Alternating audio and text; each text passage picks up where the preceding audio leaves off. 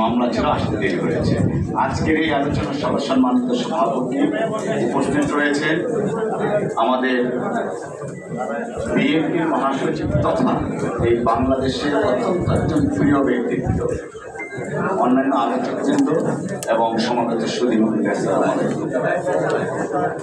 বক্তব্যের পিছনে শুধু একটা কথাই বলবো, ব্যারিস্টার আব্দুল সালাম তালুকদার সাহেব তিনি আমাদের অভিভাবক ছিলেন, এখনো আছেন।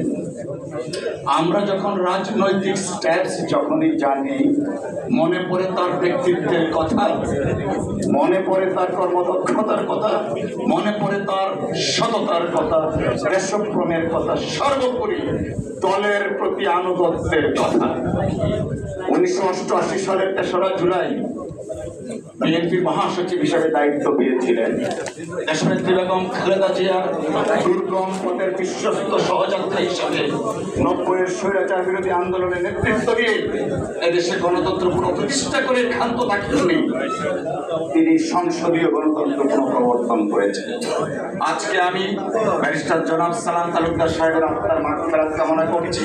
পাশাপাশি আমরা যারা ছাত্র, যুবক এবং বিএনপির যে কোনো পর্যায়ের নেতাকর্মী আছি না কেন, আমরা যদি ব্যারিস্টার সালাম তালুকদার সাহেবের তৎকালীন সময়ের রাজনৈতিক পদক্ষেপ, রাজনৈতিক পথচলা যদি আমরা একটু এখন জানতে পারি, তাহলে হয়তো দলের জন্য উপকৃত হবে।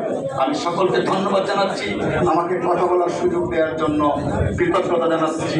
আসসালামু আলাইকুম। বাংলাদেশ জিন্দাবাদ, বেগম খালেদা জিয়া জিন্দাবাদ, তারেক রহমান জিন্দাবাদ, ব্যারিস্টার আব্দুল সালাম তালুকদার সাহেবের স্মৃতি অমর হোক, অমর হোক। আসসালামু আলাইকুম।